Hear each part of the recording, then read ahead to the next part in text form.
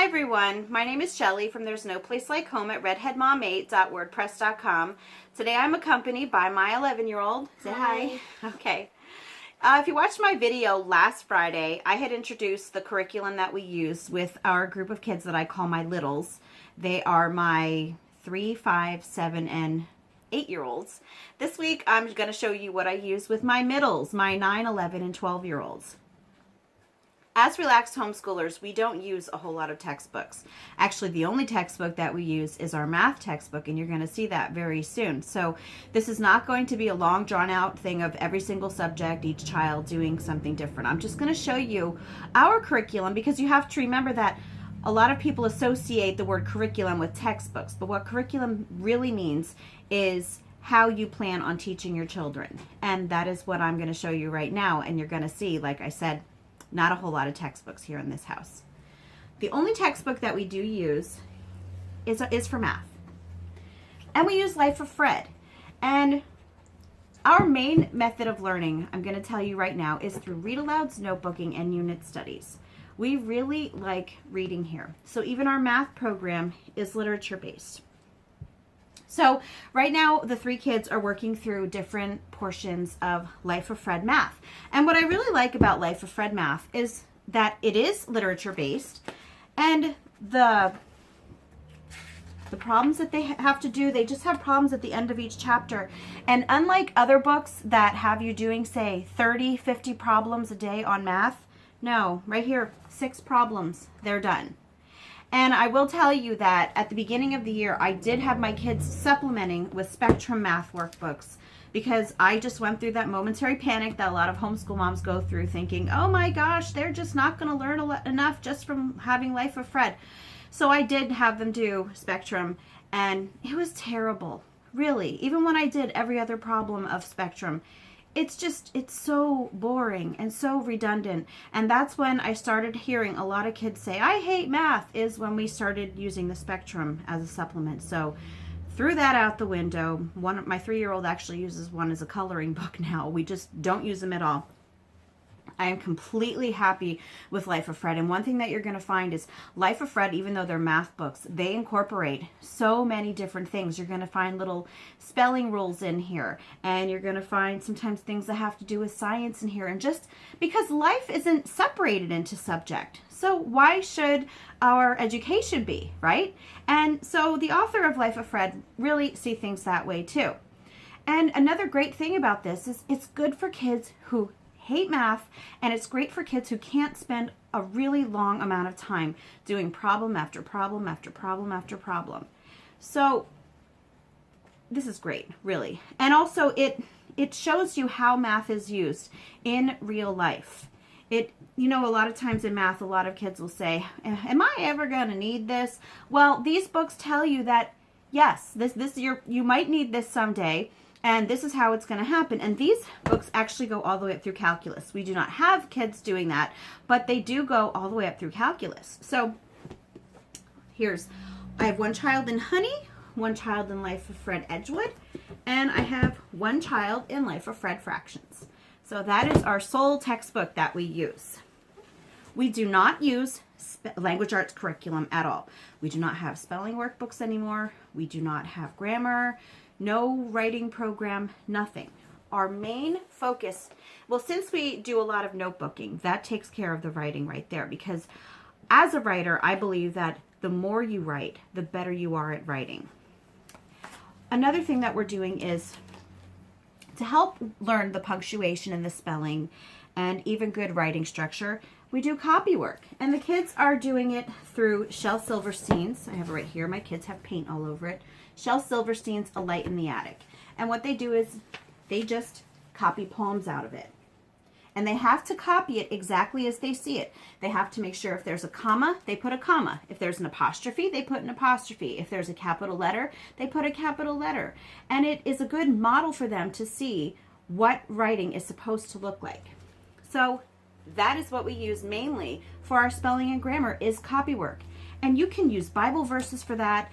You can use Shakespeare, you can use poetry. You can literally use anything as copywork. If you're reading a book and you find a passage that you like and you think, hey, this would be really neat for my kids to read, have them copy it. It's a great and a natural way for them to learn the writing process. Let's see. I'll just show you some of the notebooks. Now, well, actually, you know what? What should I do first? I'll show you our unit studies first. Okay. CONUS curriculum is a unit study curriculum that I have been using for several years now, and I absolutely love it. It is, you can tell by how it looks because it's used so much. This has so many different topics in it, and it uses character education. It's a character curriculum, and it incorporates character like inquisitiveness. What are they? And there are actually 3 volumes of CONUS. This is the second volume. We finished the first volume. This one is inquisitiveness, responsibility, love and generosity, courage, wisdom, and loyalty. And what I really like this, if you look at this is as thick as a phone book.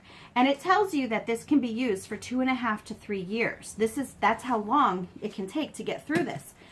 And you know what? It takes us even longer to do it because we only do this every other day. And at a future video, I'm going to tell you how I group the kids and how we do things. But at this point, I'm just going to tell you that what we normally do is CONUS and 3 R's one day. And then the next day, my kids will do their math. And then they were doing their animal notebooking, which, do I have one here?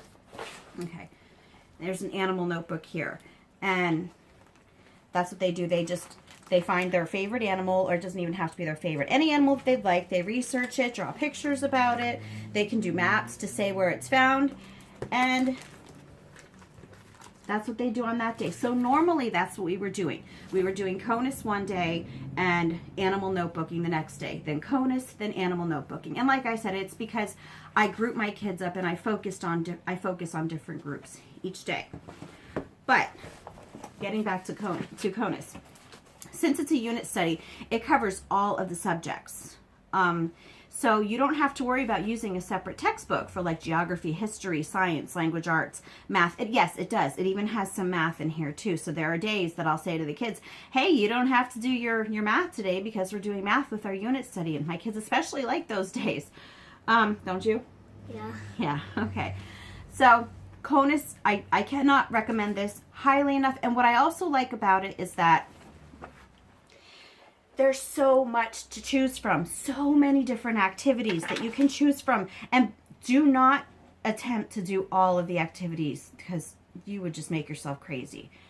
Just pick the things that you know that your kids would like and things that you know that you would be able to handle and be happy about doing. Because there were some things that I've already done because I thought that my kids would like them. But as for me, they kind of drove me crazy doing them. Like the one time we did a cardboard castle out of cereal boxes. Were you old enough to do that with us when we learned about the medieval? I think you might have been little yet. Yeah.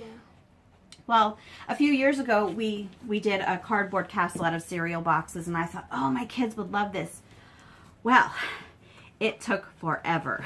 So I know now that if I go through that unit study with my younger kids, I'm going to skip the cardboard castle. So yeah, just try to pick things that you know that you're going to enjoy doing too. At this time, though, we're not doing our animal notebooks because I'm also working through Beautiful Feet. So right now we're doing Vikings. So what I'm doing with this group of kids, the middles, is I'm going through CONUS one day, then Beautiful Feet the next day, then CONUS, then Beautiful Feet. And I'm actually doing this, I'm going to be reviewing this in a couple of months. So I'll get back to you on that. But we are loving this now. It is literature-based, and it incorporates notebooking. And you just can't get better than that because anything that has reading and notebooking is going to have 5 stars in my book. So I'm just going to tell you right now. And actually, I'll show you. This is the notebook that we've started with Beautiful Feet. And it just, like I said, we just started this last week. But we've already got a notebooking page on the Vikings book. And we did some definitions and copy work of a verse that had to do with it. And then they've got a glossary in the back. Lots of glossary words for them to look up every day. So We did a notebook for that, and we also notebook through CONUS. Right now we're doing an Earth unit study in CONUS. So we've got, there's a copywork verse. They did a little pamphlet on the Earth. They wrote a story about a journey to the Earth. So anyway, yeah, we do incorporate notebooking into everything that we do, because since we don't do any sort of language arts curriculum, I think it's really important to have kids writing as much as they can and have them write about things that they actually have a say about. You don't want to tell them all the time what to write about. Please excuse my children upstairs screaming at each other. As a supplement, right now, since we're doing the Earth book, we are doing everything you need to ace science in one big fat notebook. And this isn't something that we use like a textbook or anything, but since we were learning about the Earth, there's some great information on here about the Earth. So this is a supplement that we are using right now. I actually have the whole series of these books, and we are really, really loving them. And I'm just going to show you the inside. Aren't they pretty? They're like their very own notebooks. Really. Okay. Also, this is just our read aloud. Like I said, we focus on read alouds and notebooking. This is our read aloud right now, Percy Jackson. And what I have the kids do is I have them narrate as I'm reading it. They have to tell me back what we read about. And it helps them to remember the story because they are vocalizing what they heard about. So it really helps them to connect with things in the story. So we actually worked through Percy Jackson up to this point. And they just love this series. I do too. So.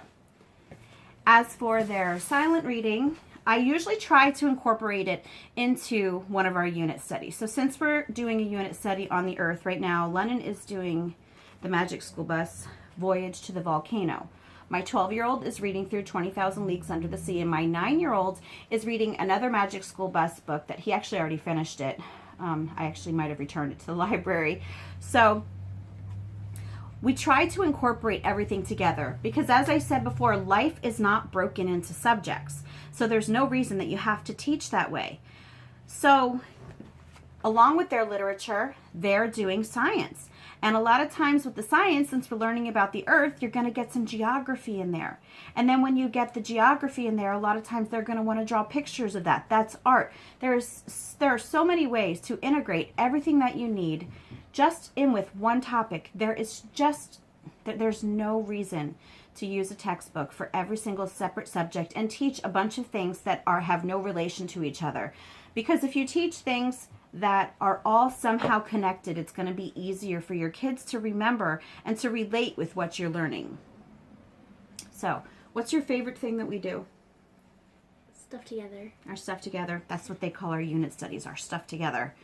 And which one do you like better right now, the Vikings or the Earth unit study? Vikings. Vikings.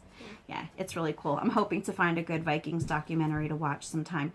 But anyway, that is the curriculum that we use. It may not be what you were expecting. You were probably expecting a bunch of textbooks, and no, we do not learn like that here. But I hope I've given you some ideas if you're looking to loosen things up in your homeschool. And I hope to see you back next week when I show you what I use with my high schoolers. Have a great day.